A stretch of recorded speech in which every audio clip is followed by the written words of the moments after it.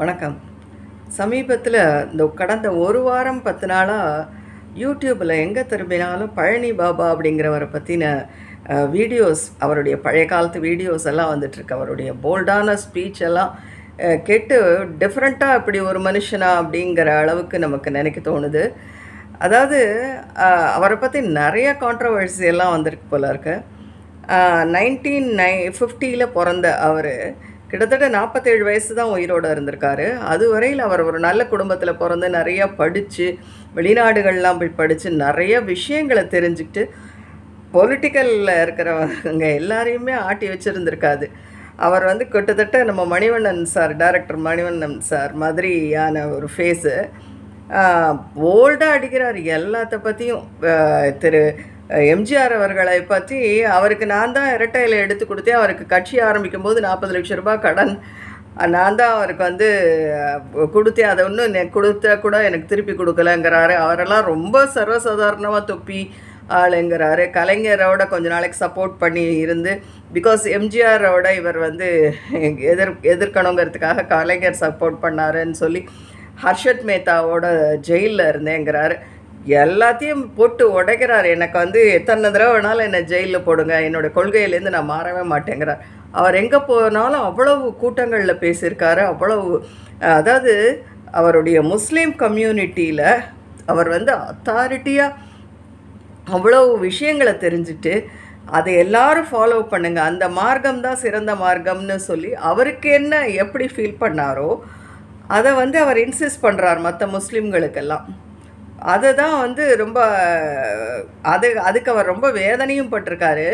நான் சொல்கிறத ஹிந்துஸ் கூட கேட்குறாங்க. ஹிந்துஸ் கூட என்னுடைய பேச்சை கேட்குறாங்க, என்னுடைய ஆதரவாளர்களாக இருக்காங்க.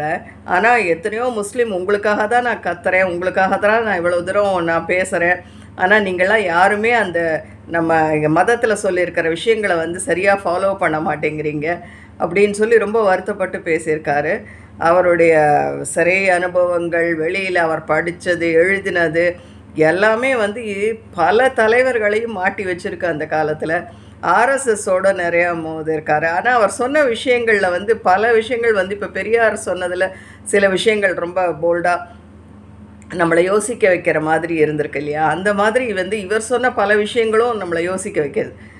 இப்படி ஒரு, அதாவது போல்டாக பேசுறது, மனசில் பட்டதை பேசுறது, ஒளிவு மறைவு இல்லாமல் பேசுறது, மற்றவங்களுக்காக தன்னுடைய வாழ்க்கையை தியாகம் பண்ணுறது, ஒரு ஒரு இனம் வளரணும், ஒரு மதம் வளரணும் அப்படிங்கிறதுக்காக வந்து தன்னையே தியாகம் பண்ணிவிட்டு அதுக்காகவே, அந்த மக்களுக்காகவே, இந்த தாழ்த்தப்பட்ட மக்களுக்காகவே வந்து இவர் வந்து நிறையா குரல் கொடுத்துருக்கார். அப்படி இருக்கிறவங்களுக்கெல்லாம் எதிர்ப்புகள் எப்போவுமே ஜாஸ்தியாக தான் இருக்கும்.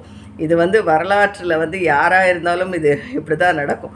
அதுவும் ஒருத்தர் வந்து மிகப்பெரிய புகழ் அடைஞ்சிருக்கும் போது அவங்களுக்கு எதிர்ப்புகளும் ஜாஸ்தி, அவங்களுக்கான எதிரிகளும் ஜாஸ்தி.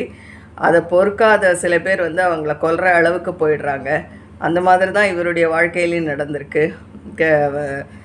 ஒரு ப்ரூஸ்லியை வந்து எப்படி அவர் புகழோட உச்சிக்கு போகும்போது அவருக்கு என்ன செஞ்சாங்களோ, அதே மாதிரி மைக்கேல் ஜாக்சன் அவர்களுக்கு எப்படி செஞ்சாங்களோ, இவங்க எல்லாருமே நீங்கள் பார்த்தீங்கன்னா, அதாவது ஒரு ரொம்ப வயசாகி போகாமல் அவர்களுடைய 40 வயசுகள்லேயே வந்து அவங்களுக்கெல்லாம் ஒரு முடிவு வந்திருக்கு. அதுவும் இவரை வந்து ஒரு 5-6 பேர் வந்து இந்த பொள்ளாச்சியில் வந்து இவரை போய் அடித்து கொன்று இருக்காங்க, குத்தி அது மாதிரி. அதாவது இதை வந்து அவர் எக்ஸ்ட்ரீமாக பேசுகிறாரு, அவரால் பல விஷயங்கள் வெளியில் வந்துடும், பல இது இந்த சொசைட்டி கெட்டு போயிடுது, எப்படி நினச்சாங்களோ தெரியல. ஆனாலும் வந்து இது ரொம்ப கொடுமையான மரணம். ஏன்னா ஒரு சமூகம் நல்லா இருக்கணும்னு நினச்சி தான் அவர் பண்ணினார். அதை வந்து சரியாக ஃபாலோ பண்ண தெரியாமல், அதை சரியாக மதிக்காமல், அதை வந்து அவரே சொல்லியிருக்காரு, எனக்கு வந்து மதம் மாற்றுறது என்னுடைய நோக்கம் இல்லை, நான் வந்து என்னுடைய மதத்தில் இருக்கிறவங்கள நல்லா வாழுங்க, உலகத்தில் எல்லா மக்களும் வந்து சமம்தான், அதாவது ஒரு பிற்படுத்தப்பட்டவர்கள்னு நம்ம சொல்கிறவங்கள்லாம் வந்து அவங்கள தீண்டத்தகாதவங்கள் இல்லை, உலகத்தில் எல்லாருமே வந்து இறைவனுடைய படைப்பில் எல்லாரும் ஈக்குவல் அப்படிங்கிற ஒரு விஷயத்தை தான் அவர் வந்து ஒவ்வொரு மீட்டிங்லேயும் இன்சிஸ்ட் பண்ணியிருக்காரு. அதை தான் நீங்கள் ஃபாலோ பண்ணுங்கன்னு சொல்கிறாரு. ஆனால் அவருக்கு என்ன எதிரின்னு தெரில. ஹிந்துக்கள்ங்கிறத வந்து அவர் சப்போர்ட் பண்ணுறாரு, பிராமின்ஸை வந்து அவர் வந்து எதிர்த்திருக்காரு. ஏன் அதை வந்து பாப்பான்னு நிறையா யூஸ் பண்ணார் அவருடைய ஸ்பீச்சில். அதாவது கைபர் போலன் கள்ளவாயிலேருந்து வந்தவங்க, அவர் பார்த்த சில தலைவர்கள் சில பேர் வந்து, அதாவது பிராமணியத்தை பற்றி பேசணுன்னா இன்னும் நிறையா விஷயங்கள் பேசலாம். நானும் வந்து பத்திரிகையில் அப்போ இருந்திருக்கேன் அவர் இருந்திருக்கும்போது. ஸோ அப்போ வந்து எனக்கு வெயிட் பண்ணுறதுக்கு அவர் சான்ஸ் கிடைக்கல. ஆனாலும் எனக்கு வந்து அவர்கிட்ட சில விஷயங்களை விவாதிக்கணும்னு மனசில் தோணுது.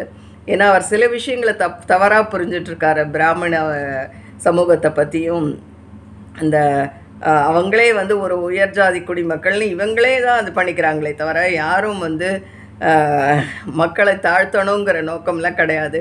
ஏற்கனவே இந்த சமூகத்தில் அது வந்து எல்லா இடத்துலையும் அது புறையோடி போய் கிடக்கு. ஒரு பிராமின்ஸ்னாலே ஒரு அவர்ஷன் வர அளவுக்கு இந்த சொசைட்டியில் வந்து இப்போது சினிமா இண்டஸ்ட்ரி ஆகட்டும், வெளியிலே ஆகட்டும், ஏன் இப்படி செய்கிறாங்கன்னு தெரியல. ஒரு அவர்ஷனோட அண்ட் ஒரு எதிரித்தனமாக தான் பார்க்குறாங்க. அது வந்து மறையணுங்கிற ஒரு ஸ்டேஜில் வந்து இந்த மாதிரி இவருடைய ஸ்பீச்செல்லாம் வந்து இப்போ திரும்ப வெளியிட்டுருக்காங்க. இவருடைய ஸ்பீச்சை வந்து நிச்சயமாக இவர் ஒரு பெரிய அறிவுஜீவி, அறிவாளியாக இருக்கார், தைரியமான மனுஷனாக இருக்கார். தன்னுடைய முஸ்லீம் சமூகம் நல்லா இருக்கணுங்கிறதுக்காக அவர் அத்தனை விஷயங்களை பேசுகிறாரு, அத்தனை மாதிரி நடந்துக்கங்கிறார். அவர் ஒரு செயின்ட் லைஃப் மாதிரி வாழ்ந்துட்டு மற்றவங்களுக்கு நல்ல அது எல்லாத்தையுமே நம்ம பாராட்டலாம். போல்டாக பல பேர் இப்போ தலைவர்கள் செஞ்ச தப்பெல்லாம் கூட அவர் சொல்லியிருக்காரு, அதையும் நம்ம பாராட்டலாம். ஆனால் அந்த அவருடைய ஒரு சில கருத்துக்களுக்கு தான் நான் முரண்படுறேன். மற்றபடி வந்து எனக்கு வந்து அவருடைய ஸ்பீச்செல்லாம் இப்போ கேட்கும்போது சந்தோஷமாக இருக்குது. ஆனால் இப்போது வந்து அது ரொம்ப ஓவர் டோஸாக அவருடைய பழைய ஸ்பீச்செல்லாம் போட இப்போ அது எதுக்கு யூஸு?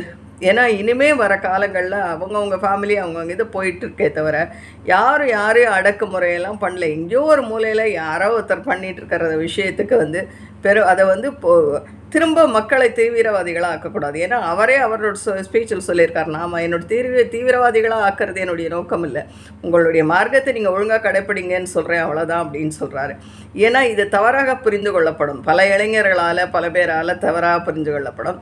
அவர் பேசுகிறதோட இன்ஸ்பிரேஷன் தான் சீமான் பேசுகிறது, டைரக்டர் மணிவண்ணன் சில சினிமாக்களில் சத்யராஜ் இவங்கெல்லாம் பேசுனதுன்னு எனக்கு தோணுது. ஸோ அந்த மாதிரி பல பேருக்கு இன்ஸ்பிரேஷனாக இருந்திருக்காரு இன்றைக்கி. அதனால் அவருடைய ஆத்மா நல்லபடியாக சாந்தி அடைஞ்சு அவர் வந்து இறைவன்கிட்ட போயிருப்பார். ஏன்னா அவர் மறுமையை பற்றி தான் நிறையா பேசியிருக்காரு. ஆனால் இதை வந்து எல்லோரும் இப்படி ஒரு கேரக்டர் இருந்தார், இவ்வளோ போல்டாக இருந்தார், அவர் சொன்ன நல்ல விஷயங்களை மட்டும் ஃபாலோ பண்ணி எந்த விதமான வெஞ்சன்ஸோ எந்த விதமான தீவிரவாதமோ இன்னொரு மக்களை வந்து தவறாக நினைக்கிறது, எந்த காலத்துலேயோ ஏதோ ஒரு விஷயம் நடந்ததுக்காக அந்த கம்யூனிட்டியே வந்து பாதிக்கிற மாதிரி பேசுகிறது, அவங்கள ஒரு எதிரியாக நினைக்கிறதுங்கிற விஷயங்களெல்லாம் இதை பார்க்குற ஆடியன்ஸ் வந்து ஃபாலோ பண்ணக்கூடாதுன்னு நான் நினைக்கிறேன். நன்றி.